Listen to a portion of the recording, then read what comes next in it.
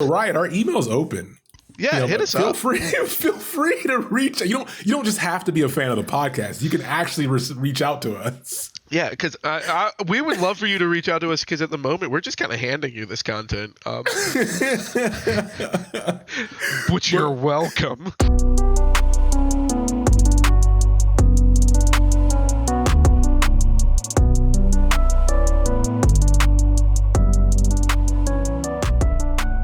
Welcome to Casuals of Runeterra, episode 33. I'm your host, Ryan, here with your other host, Hetch. And I am putting on my eyeliner. I've got MCR playing in the background. It's that kind of cast, everybody. We've prepped for this moment. I've trained for this my whole life. I've trained 200 years for this moment. 200 years! Oh my gosh, welcome guys. As always at the top, we'll start with housekeeping. My voice is a bit shot. Work's been a bit much lately with the meeting, so pardon me if I come a little too raspy and sexual. And here you are still just toughing it out to bring us that good Runeterra content. You know what? I got it. I got the housekeeping. You got the housekeeping? All right. All right. So I didn't write it correctly, so go ahead. All right. So obviously, we're going to keep it the same. You can listen to us everywhere. If we miss somewhere, go ahead and hit us up on Twitter at podcastcore or at Gmail, which is podcastcore, that's COR, at gmail.com, and let us know where we've missed so that we can be there and call you a liar when you tell us that. And we also have a fun announcement with this episode. So a little bit of a spoiler. We are going to be guesting onto one of the coolest podcasts out there, the Twin Suns podcast. So if you guys follow the Twin Suns podcast, please go ahead, keep an eye out for the episode that we're going to be on there. If you haven't, give them a listen. They go a lot more in depth with the card game than the lore, whereas we're nerds and we care about the story. So it's going to be fun to catch up with Josh. Well, it's just going to be Shane, I think. Yes. But yeah, we'll at least roast Josh behind his back. Yeah, our goal is to be liked, so they invite us back, and everybody else will be there. Yeah, so this is why I got the housekeeping, so that Ryan could do all the talking with the Twin Suns. And snap! See, I'm already messing up here. Already Perfect. Knocking stuff over, all because of my voice. I'm going back to that. I'm blaming that. All right. But also, yeah, follow them at Twitter if you haven't. That's at the Twin Suns Pod, and that's SUNZ is how they spell Suns. Everything else is normal. And tell a friend to numb the pain and listen to the Casuals of Runeterra podcast. That's so dark. I am not going to be able to look myself in the mirror for 3 days after reading your cheese. It'll make more sense and it won't be quite as dark and daunting once we get into the content of the show. So if anyone is listening to the housekeeping and all the jokes, it's getting a little edgy in here. And that's because this week we are talking about Aphelios. So before we dive into Aphelios, Ryan, tell me, what have you been playing? I've actually been playing a deck, which is Swim's Draven Riven Overwhelm. So the gist around this is he wanted to play around Flurry of Fist, which is a newer card, as a cheese spell, which allows you to give something quick attack and some boost. And if it already has quick attack, it gives it double attack, which is a great cheese spell. It's a 3-mana burst spell. We've talked about those in the past, and we'll talk about those in the future. Look forward to our next 0.5 episode with these 3-mana burst spells. They just don't learn. They don't learn. But it's good fun. There's some gaps there. He worked on it for about a day. And I haven't seen a stream where he went back to touch on it, but I just picked it up and kind of ran with it. And it's all right. I like the concept. It's just a little light on creatures, so it creates some interesting game scenarios if you don't draw what you need, because you don't really have protection either for the creature. So it's a little loose, but it is fun. And when it kills, right? Oh no, when it kills, it is hysterical. Like I've loved watching the little bit that Swim has actually showed us with that. Yeah.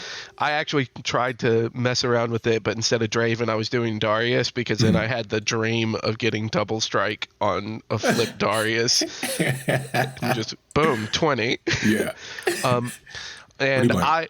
I'm the guy this week of I didn't play as much as I probably should have. Yeah. Been getting hyphy for other stuff happening in the video game world. So whenever you're not spending a lot of time in the card game, you want to make sure that you're doing it right. So I went back to scouts.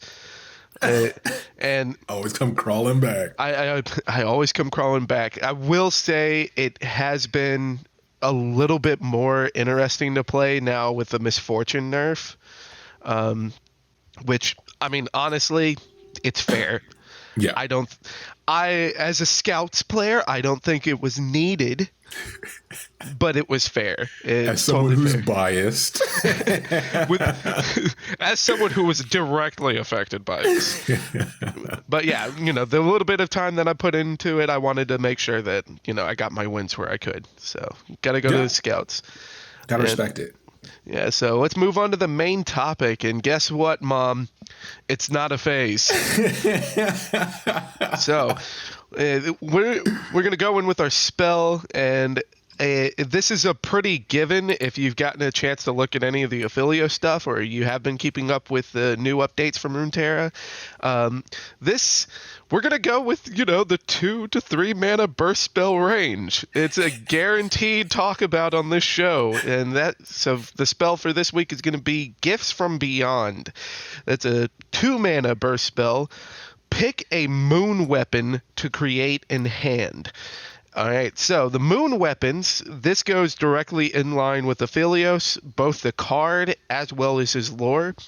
And honestly, we say it a lot, kind of jumping into the champion a little early, but Riot does a really good job of trying to translate how these characters play from League of Legends over to Runeterra.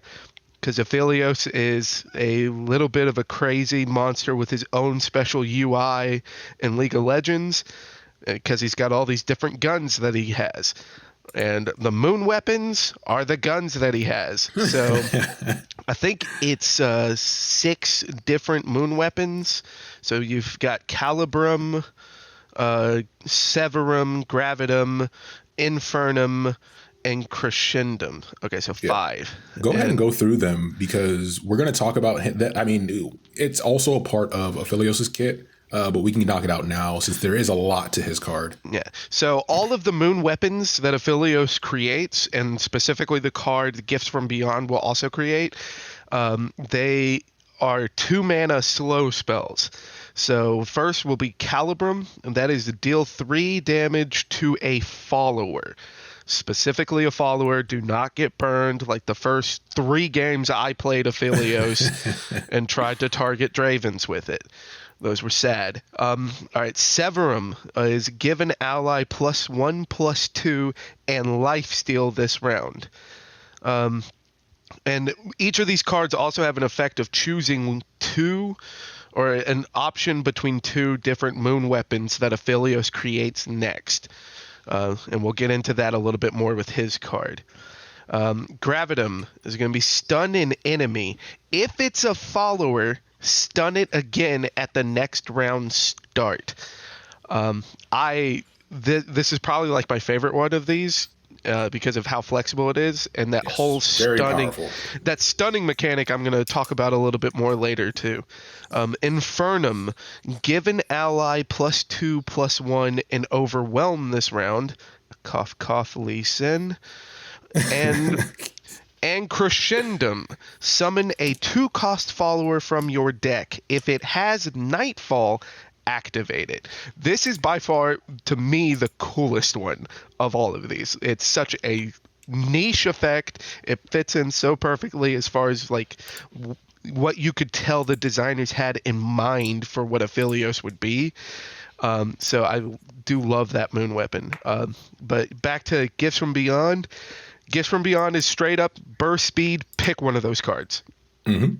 So at burst speed, you can go ahead and pick out if you need the stun, grab it. You need to gain a little bit of life, grab the life steal. Hey, I need another body on the board. Go ahead and get the crescendum. Like, it's just 2 mana, get the card you need in that moment, and then play it that turn. Yeah. But remember, the card you're creating is a slow spell. So you don't do it in combat unless you're trying to do some other playful things, but do it before combat so that you can play the spell. Why do you got to keep calling out like the mistakes that I made on day 1? Was I streaming? I don't think I've ever streamed in my life, but you were there, clearly. So yeah, so Gifts from Beyond. Obviously, if you put this much text within one card, that's flexibility. It's going to be good. Yeah. So I really like this one, and it's just fun to play with. Like this, it just gives you so much to play around with. The card's just fun. Yeah. So I think this is really going to be like the main point that we hit with Aphelios too, is just how much fun it is. The other part is on the quotes from Elune. They're very short, which kind of fits in the story when we talk about how, they're isolated, they're kind of introverted. We'll get there, but it's interesting to see that on every card you have a different quote from her that's very short and to the point.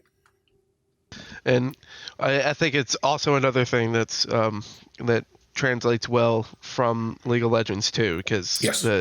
We'll get into it, but Aphelios is kind of like the Sona, like there's no talking. So somebody's got to do all the talking. Mm-hmm. So they made sure to go ahead and get all the Elune quotes that they could. Yeah. Yeah, but let's move on to our follower. And our follower is a nice little bit of some more top end for Nightfall.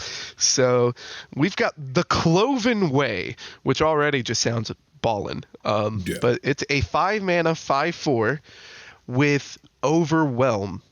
And it has a Nightfall, stun an enemy. If it's a follower, stun it again at the next round start. So already just having an Overwhelm card that could fit into a Nightfall strategy, which is a very unique aggro style, but most of the time an aggressive style or board swarmy style. So, like, if you give it anything with Overwhelm or Elusive, it's something that you at least have to have in the back of your mind that you have an option to. Mm-hmm. But the fact that, like, the Nightfall on it is not only stunning an enemy, but if it's a follower, you stun it for 2 rounds. That's really something that could definitely catch a lot of people off guard. And that's probably my favorite effect from the Aphelios cards is the whole stunning a follower twice, which we've already gotten to see from videos from like Mega Mogwai, where he's trying to use these Aphelios cards to pair up with Yasuo. If there is ever a set that comes out that's got the word stun in it and Mogwai doesn't make a Yasuo video, that's when you really have to be afraid, because I swear that man is just constantly just like he's like stalking Riot, just trying to wait for the newest thing that he can pair with Yasuo. But I do think it is a really cool effect. Like it's also a little bit more unique to this set, or at least to the Aphelios release, because there isn't anything else maybe other than like Minotaur Reckoner that does like multiple stunnings just kind of passively with the body. And this one also has a really cool flavor text on it that also is kind of connected with all the other followers that came out, which they all have a Lunari prayer on it. And we got to talk about that a lot with like our Diana episodes and our Leona episodes. If you haven't gotten to listen to those yet, give them a listen, because that gives you a little bit more background with the Solari and the Lunari, or the sun religion, moon religion. Yeah. And specifically all the followers that came out, they have a prayer with it, and this one has probably the coolest prayer. Like I could hear this in my head and just have my perfectly envisioned anime like battle going on behind. Mother Moon, our night is set. May we halt those who would harm us and teach them regret. It's just like it rhymes. It's got that nice cadence with it. I'm just like, yes. All right. This is when I'm thinking about like these religious entities just battling it out. This is the kind of crap that I want. Yeah, it's funny because when you think about, and go back and listen to our Leona episode if you guys haven't, and Nyana episode as well. But we talk about the Solari religion and how devout it is and oppressive it is, and it almost feels like the Lunari religion, from what we know from the older texts or the quotes that are given to us. They were more passive in general, but because of the oppression of the Solari religion to essentially make them disappear, they became radicalized. So they are now as radical as the Solari. So it's, let's not say there's any real world consequences in being taught here, but it is a cool dynamic in the storyline that shouldn't be ignored because it kind of shows you how you get from point A to point B with the relationship between these two. And the last thing I want to say about the Cloven Way is it's another Targon card with Overwhelm. I everybody's messing around with like Overwhelm with Sejuani and like pairing it with Noxus. I think like if they keep putting out these cards in Targon with Overwhelm, maybe Targon's going to be the next pair that we see these Overwhelm decks playing around with. It's this is kind of more just brainstorming, but maybe. And one last honorable mention to the buff that the Messengers got. Finally, dogs are getting more representation in Legends of Runeterra. As much as I've enjoyed the pursuit of perfection, it's time for the good boys to rise up. So this takes us to our main topic here. It's not a phase, Mom. It's not. It can't be a phase if it's 200 years. 200 years. 200 years. So, a disclaimer from the League of Legends side, if you haven't seen the YouTube, I wouldn't say documentary, but the breakdown put together by the Score Esports, they did a great explanation of Aphelios when he came out, why he was so dangerous, the before he came out and the after effects. And it's a great watch because it's hilarious. And it luckily doesn't transfer into the game because they just released the card balanced, and we'll explain why that was smart on their part, since they got a second shot at it. But let's hop into the story for him real quick. So Aphelios is one of a set of twins born during the lunar convergence. So this is a major. Are you hearing that buzzing? Never mind. I think we're good. Huh? Sorry. I was getting buzzing on my end. Am I going crazy? No, we're good. We're good. Yeah. He's born one of two twins during their lunar convergence. And he's physically gifted and trained in combat, where conversely his sister, Elune, is a strong magician of sorts, which leads to her later being trained as a seer. The one thing they share is that they are both zealous when it comes to the Lunari beliefs. They're raised in the middle of it because being born at that moment in time puts a spotlight on them immediately, right? Or a moonlight, if you might.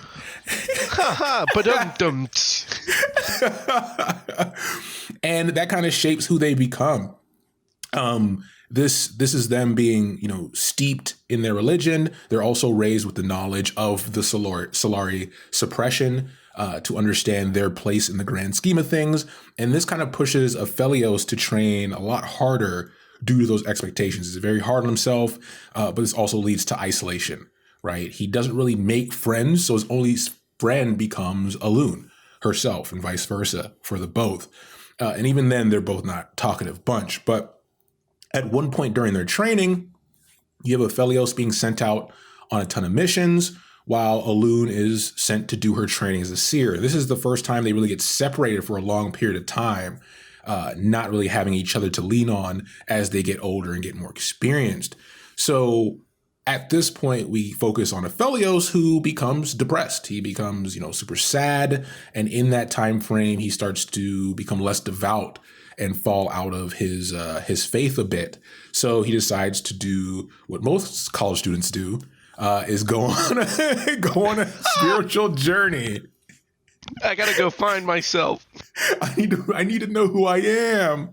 It's not a phase, Mom. It's so he goes on a spiritual strength journey following the moonlight, and he comes across this poisonous flower that's popular called the noctum flower. And what happens is it creates this nectar when grind down that creates a numb feeling, right? It's like like anesthesia, right? So he breaks this down, consumes it, and that makes all the pain go away. Yeah. And first disclaimer, we at the Casuals of Runeterra are not encouraging you to go and grind up random plants for consumption. Don't do that. Do not do that. At least discuss it with your doctor beforehand.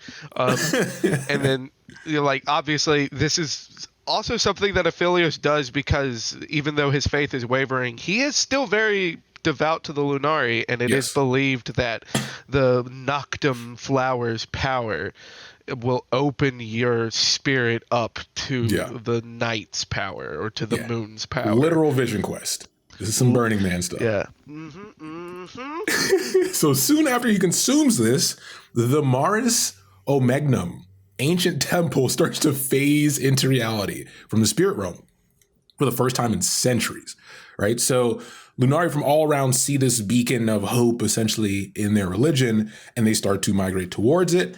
The one thing about this is this temple only accepts one occupant, and this comes to be a loon. So she's drawn back to the temple, and she begins to descend into it. And at the moment she's descending into the temple, boom, Solari army attacks. And this kind of lines up where we talk about in the structure of the Solari, the children and the laymen's are taught that basically they don't exist. If they do, it's heresy, and not to worry too much about it, where the higher ups are always focused on the current going ons of Lunari, which is why they kind of operate in the shadows, so they can't be seen. So this event is something that I'm sure the Solari have been preparing for just in case, because they are the oppressive power. They're trying to maintain that power, so they don't want any, trump card being played here. No pun intended. Whoa, what a hot take. What a hot take. So the Solari army attacks, and on the verge of defeat, she finally reaches the center of the temple, and she merges with it and becomes one. This creates an insane celestial burst of power, and then her voice appears in Aphelios' numbed form, granting him celestial powers at a touch here. And it becomes this thing where Solari, the Solari don't stand a chance against this, right? Because they're about to win, but like any good anime, it doesn't work out that way. The Solari was winning the battle, and then all of a sudden the opening theme started playing overhead. Exactly. They went, what? If you've never seen Guilty Crown, go find the opening episode of Guilty Crown. There's a cut out there somewhere. It's the show's not good. The music is though, so it works out. Wow. Anyways. Okay. So after this happens, they win the battle. They protect the remaining people, push the forces back, and then Elune decides, okay, I'm going to plunge myself and this tower back into the spirit realm instead of hanging around and creating this, attention beacon to the Lunari, because they're not really ready for any type of confrontation. At this point, they're really doing like spec ops type stuff. So Aphelios and Elune they vow to become the protectors of the Lunari through this concept of pain and sacrifice. And the trade-off is that Elune will remain isolated while projecting her powers into Aphelios, who will remain drugged so that he feels no pain and is numb. So he is just a vessel for his sister's power to be focused at their enemy. And Aphelios is officially turned into the embodiment of a Linkin Park song. I have become so numb, I can feel you there.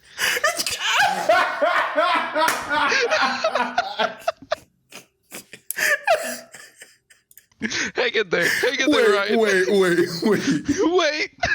You were ready for this, weren't you? hey, I gotta keep you on your toes. You know. That's good. So this is one step to rebalancing the power between the two nations, and that's a big point in the story. And like I said, go back and listen to Leona and the Diana episode because those are very important to the grand scheme of seeing how this all plays out. Right? We don't really know where in the timeline each one sits, but as we get more details, we'll figure that stuff out. And when we start talking more about the story elements in more detail when we get to those episodes, let's talk about the card.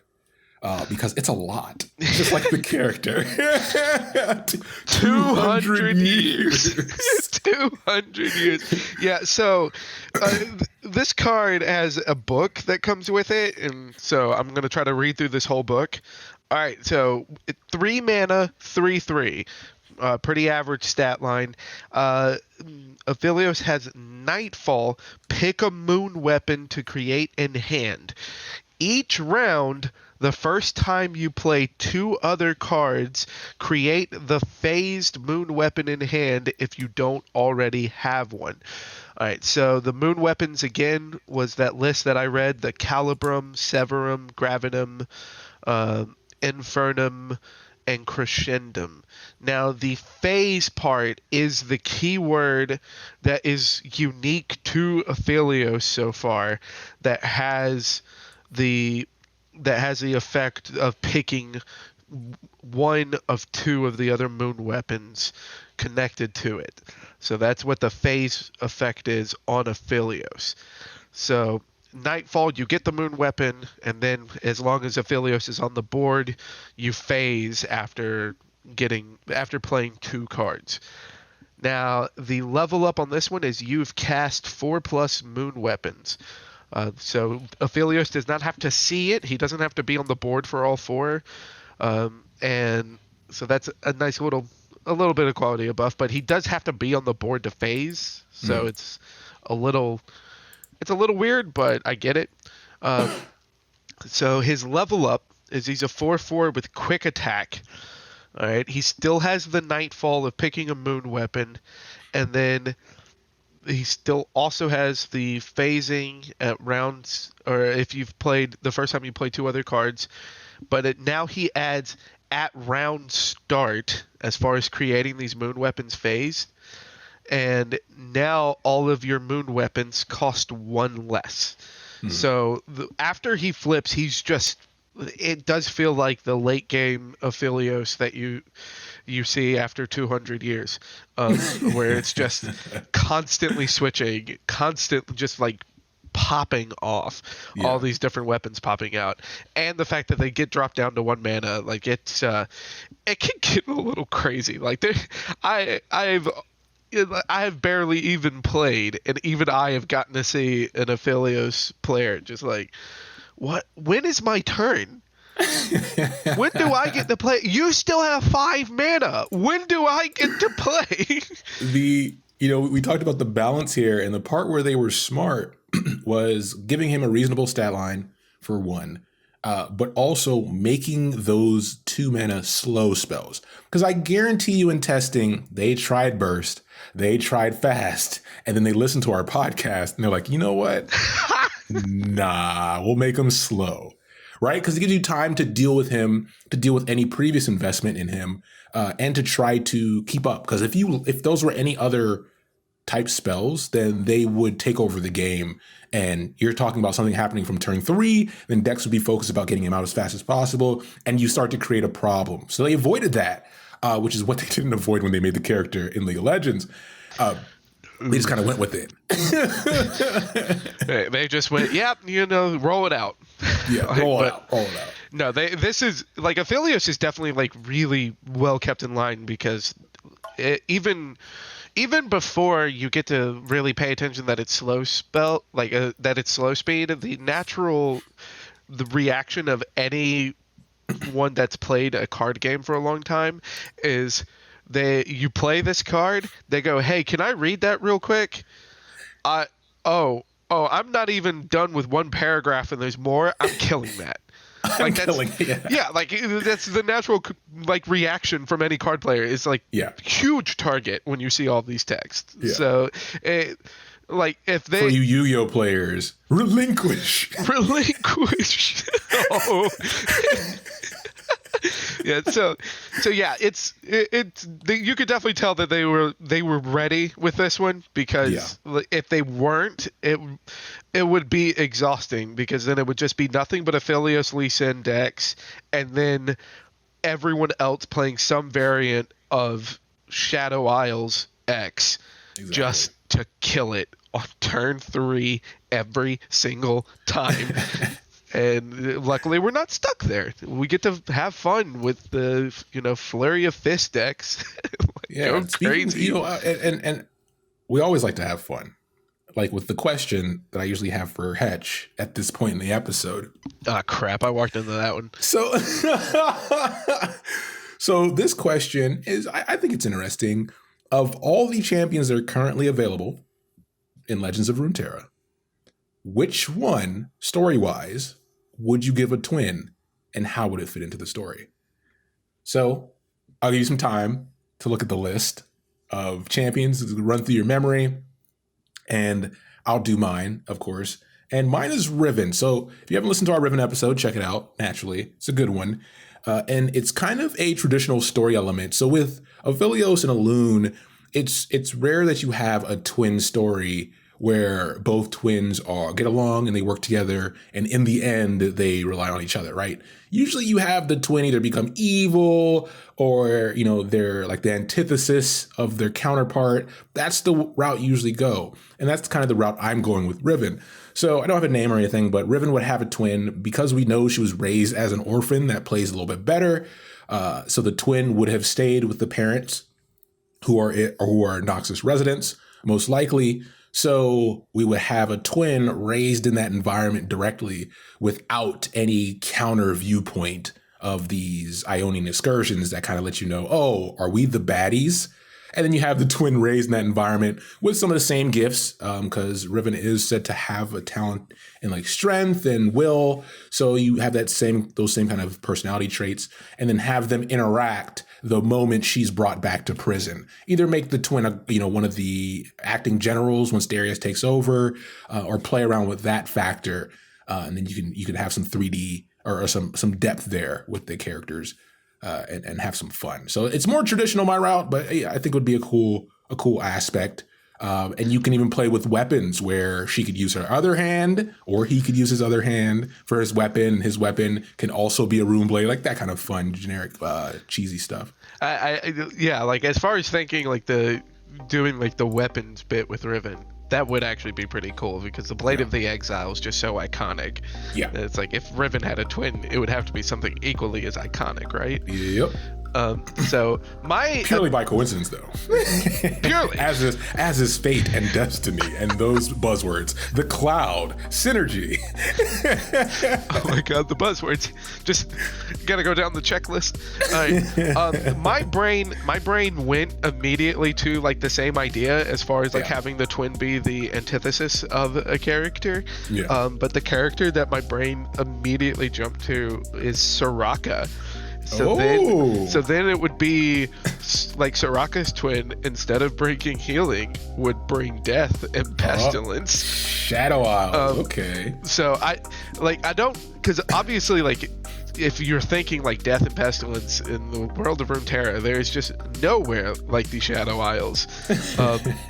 And I don't know as far as like where that connection would be. Then like my other idea was like to maybe keep it in Targon instead of it being like a Shadow Isles-esque character. Make it more like kind of a similar backstory to like Aurelian Soul, where it's like Soraka's twin is like comes down from the cosmos and it's just like, nope, I am the destroyer of worlds and I am here to consume all of Runeterra, and just consumes everything that appears around him or her. Yeah. So you could also draw the comparison, or not, you can draw the connection between her twin and Aurelian's soul, have them have some deal, or while he has the crown on, where it's like, hey, you go first, I'm gonna figure out this whole crown situation and then I'll come back you up. And then once he gets there, it's like, oh, well, I'm already kind of running things, so you're now my pet, right? Like, to have him go through essentially being chained up twice would be hilarious. Oh, that would be great. And then like it would also just to piss him off that much. And then like if it, like he gets chained up like after that twin would come to Runeterra, that would also kind of spark like a rivalry between the twin and Zoe too, because Zoe at that point Zoe would be like, whoa, hands off my dog. Yeah. Like, no, I did not give you permission to pet. Yeah. So Riot, our email's open. Yeah, hit us up. Feel free to reach. You don't just have to be a fan of the podcast. You can actually reach out to us. Yeah, because we would love for you to reach out to us, because at the moment we're just kind of handing you this content. But you're welcome. But you're welcome. So, as always, it's been a little bit of a long one because there's a lot here. There's a lot in our other episodes, so definitely check them out, because it'll give you that's the whole point of the episodes, right? To give you the big picture, these little chunks, so you start putting it together. Because we're gonna have more and more lore for you. They're not slowing down, so neither are we, right? That's right. We got to keep up. We got to keep up. So as always, thanks for listening, and we'll be back soon with the next episode. Take care, everybody.